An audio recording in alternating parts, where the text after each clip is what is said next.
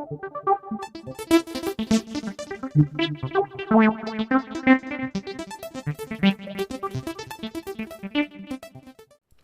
நம்ம பார்க்க போகிறது வந்து ஒரு ஒயர்டு இயர்ஃபோன். இது வந்து ஜேபிஎல் பிராண்ட்லேருந்து வந்த என்டியூரன்ஸ் ரன் 2. இது ஆஃப்லைன் ஸ்டோர்ஸில் கிட்டத்தட்ட ஒரு 1500 ஆன்லைன் ஸ்டோர்ஸில் வந்து ஒரு 1300. சம்டைம்ஸ் ஏதாவது ஒரு சேல் டைமில் அந்த மாதிரி டைமில் வந்து 999 வரைக்கும் வர்றதுக்கு வாய்ப்பு இருக்குது. இந்த இயர்ஃபோன் வந்து யார் யாருக்கெல்லாம் செட் ஆகும் அப்படின்றத வந்து இந்த வீடியோவில் நம்ம பார்ப்போம். ஃபஸ்ட்டு இதோட டிசைனும் ஓவர்வியூவும் பார்ப்போம். இது வந்து 3.5mm ஜாக்கோட வருது, கோல்டு பிளேட்டட். ஒயர் குவாலிட்டி வந்து ஓகே, ஆனால் ரொம்ப நல்ல குவாலிட்டின்னு சொல்ல முடியாது. ரொம்ப ரப்பரைஸ்டு ஃபினிஷ் மாதிரி தெரியுது எல்லாமே, இன்க்ளூடிங் இந்த மைக்கில் இருக்க இந்த பார்ட்டு கூட. இதுவுமே ரப்பரைஸ்டு ஃபினிஷ் தான். நிறைய ஃப்ளிப்கார்ட், அமேசான் ரிவ்யூஸ் எல்லாம் பார்த்தீங்கன்னா இந்த இடத்துல ஒரு பட்டன் ஒன்று இருக்குது. இந்த பட்டனை வந்து நம்ம ரெகுலராக யூஸ் பண்ணிட்டு இருக்கும்போது இந்த இடமே தேஞ்சு போய் ஓட்டை விழுந்த மாதிரியெல்லாம் நிறைய பேர் ரிவ்யூஸ் போட்டிருக்காங்க. ஜேபிஎல் தரது ஒரு ஜேபிஎல்க்கு பெரிய கம்பெனிலேருந்து எப்படி இப்படி ஒரு குவாலிட்டி ப்ராடக்ட்லாம் வருதுன்னு நான் ஒரு சில டைம் யோசிச்சிருக்கேன். ஆனால் சவுண்ட் குவாலிட்டி வைஸ் பார்க்கும்போது கொடுக்குற காசுக்கு ஒர்த்து, ஆனால் மெட்டீரியல் வந்து அவ்வளோ ஒர்த்து கிடையாது. இதுவுமே அப்படியே தான், ஃபுல்லாகவே ரப்பர் தான். அதே மாதிரி குவாலிட்டியில் இன்னொரு இடத்துல இப்போ செஞ்ச பெரிய தப்பு வந்து இந்த இடம் வந்து உங்களுக்கு பார்க்க பிளாஸ்டிக் மாதிரி தெரியல, ஆனால் தொட்டு பார்க்கும்போது ஒரு ரப்பர் ஃபீல் தான் வருது. இந்த இடம் ப்ரெஸ் பண்ண அமுது ஒரு ரப்பர் ஃபீல் தான் வருது. நிறைய பேர் அமேசானில் ரிவ்யூ எழுதியும் ஒருத்தர் 2 பேர் இல்லை, நிறைய பேர் எழுதியிருக்காங்க. இந்த இடம் வந்து இந்த ஜேபிஎல் லோகோ கீழே இந்த இடத்துல வந்து உடஞ்சி போகிற மாதிரி ஃபோட்டோஸ் வந்து நிறைய போட்டிருக்காங்க. நான் ஃப்ளிப்கார்ட்லேயும் சரி, அமேசான்லேயும் சரி, நிறைய இடத்துல இந்த ரிவ்யூஸ் வந்து நான் பார்த்துருக்கேன். இந்த ரப்பரு, இந்த மெட்டீரியல் எல்லாமே நிறைய இடத்துல டேமேஜ் ஆகுது. ப்ரைஸுக்கு ஏற்ற பில்டு குவாலிட்டி இந்த இயர்ஃபோனில் எனக்கு தெரிஞ்சு இல்லை. ஏன்னா 1500 இதை விட நல்ல பில்ட் குவாலிட்டி உள்ள இயர்ஃபோன்ஸ் இருக்குது. ஆனால் சவுண்ட் குவாலிட்டி பார்க்கும்போது அந்த மாதிரி நம்ம குறை சொல்ல முடியாது. ஏன்னா சவுண்ட் குவாலிட்டி வந்து ஒரு வி ஷேப் டியூனிங்கில் கொடுத்துருக்காங்க. பேஸ் கொஞ்சம் என்ஹான்ஸ்டாக இருக்கும், ட்ரெபுளும் கொஞ்சம் என்ஹான்ஸ்டாக இருக்கும். நிறைய இயர்ஃபோனில் வந்து நான் வி ஷேப் டியூனிங் வந்து கேட்டிருக்கேன், ஆனால் ஒரு ஜேபிஎல் மாதிரி ஒரு அந்த சவுண்டில் வந்து ஒரு சாட்டிஸ்ஃபேக்ஷன் வந்து எந்த பிராண்டுமே கொடுத்தது கிடையாது. ஒரு நல்ல சவுண்ட் குவாலிட்டினே சொல்லலாம். இன்னொரு விஷயம் இதை பற்றி என்ன சொல்லணும் அப்படின்னா, இது வந்து ஃபுல்லாகவே பேஸாக தான் இருக்குது. சவுண்டில் ஃபுல்லாக ஒரு மாதிரி ரிதமிக் பேஸ் அப்படின்னு சொல்லுவாங்க. ஒரு வேவ் ஃபார்மட் மாதிரி நம்ம சாங் கேட்குற எல்லா இடத்துலையுமே இந்த பேஸ் வந்து ஃபுல்ஃபில்லாகவே இருக்குது. அதாவது ஏதாவது ஒரு ரொம்ப ஃபாஸ்ட் பீட் சாங்ஸு, ஏதாவது ஒரு ஃபோக் சாங்ஸ் அந்த மாதிரி கேட்டுட்டு ஒரு பாட்டு முடிகிற நேரத்தில் ஒரு மாதிரி ரொம்ப சைலண்ட்டாக இருக்குது. ஏன்னா அந்த சாங்கில் பேஸ் எல்லா இடத்துலையுமே ரொம்ப ஃபில் ஆகி சாங் ஃபுல்லாக வந்து ஒரு ஃபுல் பாடி சவுண்டுமே ரொம்ப ரிச்சாக இருக்குது. ஆனால் வந்து ரொம்ப பேலன்ஸ்டாக ஒரு பாட்டை பேலன்ஸ் சவுண்டில் ஒரு பாட்டு கேட்கணும்னு நினைக்கிறவங்களுக்கு வந்து எனக்கு தெரிஞ்சு இது சூட் ஆகாது. சவுண்ட் குவாலிட்டி அதுக்கு மோசம் கிடையாது, ஆனால் வி ஷேப் சவுண்ட் வந்து நிறைய பேருக்கு பிடிக்காது. பேஸ் ரொம்ப ஜாஸ்தியாக இருக்கும், ட்ரெபிள் வந்து ரொம்ப ஷார்ப்பாக இருக்கும். ஆனால் ஜேபிஎல் வந்து அந்த சவுண்டை வந்து எவ்வளோ சாட்டிஸ்ஃபேக்ஷனாக கொண்டு வரோம், எவ்வளோ ஃபன்னாக கொண்டு வர முடியுமோ அந்த அளவுக்கு நல்லாவே கொண்டு வந்திருக்காங்க. எனக்கு இந்த வி ஷேப் இந்த மாதிரி டைப் இது வந்து ரொம்ப பிடிக்கும்.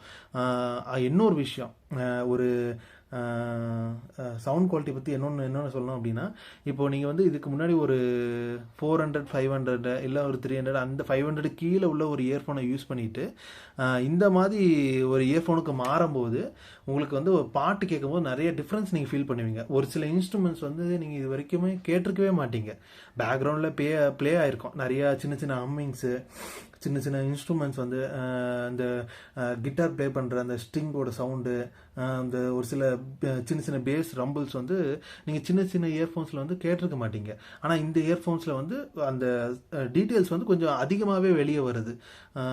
அந்த விதத்தில் இதோட சவுண்ட் குவாலிட்டி வந்து ரொம்பவே பாராட்டலாம். இன்னொரு விஷயம், நீங்கள் அந்த 300, 500 இயர்ஃபோன்ஸில் வந்து நீங்கள் பாட்டு கேட்கும்போது அந்த பாட்டோட சவுண்ட் ஸ்டேஜ், இன்ஸ்ட்ருமெண்ட்டு ஒரு இன்ஸ்ட்ருமெண்ட்ஸ்க்கு நடுவையும் ஒரு சின்ன சின்ன ஹேரினஸ் இருக்கும், ஒரு ஸ்பேஸ் இருக்கும். ஒரு ஃபஸ்ட்டு லேயரில் ஒரு இன்ஸ்ட்ருமெண்ட் ப்ளே ஆகுது, செகண்ட் லேயரில் ஒரு இன்ஸ்ட்ருமெண்ட் ப்ளே ஆகுது, தேர்ட் லேயரில் ஒரு இன்ஸ்ட்ருமெண்ட் ப்ளே ஆகுதுன்னா அந்த லேயரை வந்து அழகாக பிரித்து காட்டுது.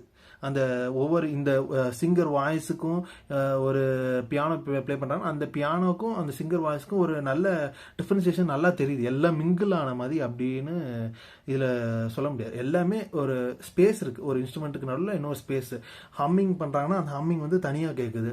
நடுவில் வந்து ஒரு பேஸ் கிட்டாரை ப்ளே பண்ணுறாங்க அப்படின்னா அந்த பேஸ் கிட்டாரோட சவுண்ட் வந்து தனியாக கேட்குது. ஒரு ஃப்ளூட் ப்ளே பண்ணுறாங்க அப்படின்னா அந்த ஃப்ளூட் வந்து தனியாக கேட்குது, எல்லா சவுண்டோடையும் மிங்கிள் ஆகுறது. அந்த மாதிரி பேஸுமே நடுவில் இருக்க அந்த மிட் ஃப்ரீக்குவென்சி ஹை ஃப்ரீக்குவென்சி இது எதுவுமே கலங்கடிக்காமல் அதை போய் டிஸ்டர்ப் பண்ணாமல் பேஸ் வந்து ஒரு தனித்துவமாக அழகாக வெளியே தனியாக தெரியுது. இன்னொரு வந்து சவுண்ட் ஸ்டேஜ். ஒரு 500 ஒரு 500 600 அந்த பட்ஜெட் கீழே உள்ள இயர்ஃபோன்ஸ், அதாவது எக்ஸாம்பிளுக்கு ஒரு சோனிலேருந்தோ இல்லை ஒரு ரியல்மிலேருந்தோ ஒரு ஓப்போ அந்த மாதிரி கொஞ்சம் ஒரு 400 500 பட்ஜெட்டில் உள்ள இயர்ஃபோன்லேருந்து நீங்கள் இந்த இயர்ஃபோனுக்கு வரும்போது இப்போ நீங்கள் ஒரு சில சாங்ஸ் கேட்டிருப்பீங்க. ஏஆர் ரகுமான் சாங்ஸ் வந்து இந்த பழைய ரோஜா படத்தில் இந்த மாதிரி சாங்ஸ்லாம் கேட்டிருந்தீங்க அப்படின்னா மொத்த சாங் இன்ஸ்ட்ருமெண்ட் எப்படி எல்லாமே உங்கள் left and right stereo feel பண்ண முடியும். ஆனால் அந்த வாசிக்கிற இது வந்து அந்த இது எல்லாமே உங்கள் தலைக்குள்ளே ப்ளே பண்ணுற மாதிரி இருக்கும். ஆனால் இந்த இதில் வந்து எப்படின்னா அந்த இன்ஸ்ட்ருமெண்ட்ஸ் எல்லாம் உங்கள் ஷோல்டர் வரைக்கும் எக்ஸ்பேண்ட் ஆகுது, அதாவது உங்கள் தலையை விட்டு வெளியே ப்ளே பண்ணுற மாதிரி இருக்குது, சுற்றி சரௌண்ட்ஸில் ப்ளே ஆகிற மாதிரி இருக்குது. அந்த இப்போ உங்கள் சவுண்ட் வந்து உங்கள் ஷோல்டரோட இதுலேருந்து உங்கள் சவுண்ட் வந்து இப்போ ஒரு சைட்லேருந்து ஒரு கிட்டார் வாசிக்கிறாங்க அப்படி இல்லைன்னா ஒரு வயலினோ இல்லை ஃப்ளூட் ஏதாவது வாசிக்கிறாங்கன்னா அது உங்கள் ஷோல்டர் தூரத்துலேருந்து கேட்குற மாதிரி கொஞ்சம் தலைக்கு வெளியே வந்து சவுண்டு கேட்குது. அது வந்து ஒரு சின்ன பட்ஜெட்லேருந்து இந்த சைஸ் பட்ஜெட்டுக்கு வரவங்களுக்கு வந்து கொஞ்சம் கேட்குறதுக்கு ஒரு டிஃப்ரெண்ட்டாகவே இருக்கும், சவுண்டு நல்லா இருக்கும். ஆனால் இதை பற்றி ஒரு பெரிய நெகட்டிவ் அப்படின்னு சொன்னாலே இதோட பில்டு குவாலிட்டி மட்டும் தான். பெரிய பாசிட்டிவ் அப்படின்னா சவுண்ட் குவாலிட்டி. என்னால் இந்த இயர்ஃபோனை வந்து நல்லா மெயின்டைன் பண்ணிக்க முடியும், நான் இதை வந்து நல்லா பார்த்துக்குவேன், கரெக்டாக கேஸ் வச்சு இதை மெயின்டைன் பண்ணிக்குவேன், எங்கேயுமே ரஃப் யூஸ் பண்ண மாட்டேன் அப்படின்னு சொல்கிறோம். ஆக்சுவலாக இது வந்து ஜிம்முக்கு அந்த மாதிரி இதுக்கு தான் ரெடி பண்ணாங்க. ஆனால் ஏதோ ஒரு ரஃப் ஹேண்டலில் இது வந்து ஈஸியாகவே டேமேஜ் ஆகிடும். ப்ளஸ் இதுக்கு வாட்டர் ரெசிஸ்டண்ட்டும் இருக்குது. ஸோ இந்த நம்ம ஜிம்மில் ஏதாவது எக்ஸசைஸ் பண்ணும்போது வேர்வையோ இல்லை லைட்டாக தண்ணி அந்த மாதிரி இதெல்லாம் படும்போது வந்து இந்த இயர்ஃபோன்ஸ் வந்து ஒன்றுமே ஆகாது. அதுதான் இன்னொரு பாயிண்ட்டுமே. ஜிம்மில் வந்து ஏதாவது ஒரு இடத்துல டக்குன்னு ஏதாவது மாட்டி இந்த மாதிரி கட்டாகிற வாய்ப்பு நிறைய உண்டு. அந்த அளவுக்கு ரொம்ப ஸ்டெடியான பில்ட் குவாலிட்டி இந்த இயர்ஃபோன்ஸில் கிடையாது. நான் இதை பத்திரமா பார்த்துக்குவேன், இந்த மாதிரி ரொம்ப ரஃப் ஹேண்டில் பண்ண மாட்டேன், எனக்கு சவுண்ட் குவாலிட்டி தான் main preference. We shape tuning வந்து எனக்கு ரொம்ப பிடிக்கும், பேஸ் ஜாஸ்தியாக இருக்கிறது, இந்த ட்ரிபிள் ஜாஸ்தியாக இருக்குது, இந்த டைப் டியூனிங் வந்து எனக்கு ரொம்ப பிடிக்கும். அதனால் எனக்கு இது நல்லா இருக்கும்னு நினைக்கிறவங்க இதை நான் பாதுகாப்பாக வச்சுக்குவேன். சவுண்ட் குவாலிட்டி என்னோடய ப்ரிஃபரன்ஸுன்றவங்க மட்டும் இந்த இயர்ஃபோன்ஸை வந்து கன்சிடர் பண்ணலாம்.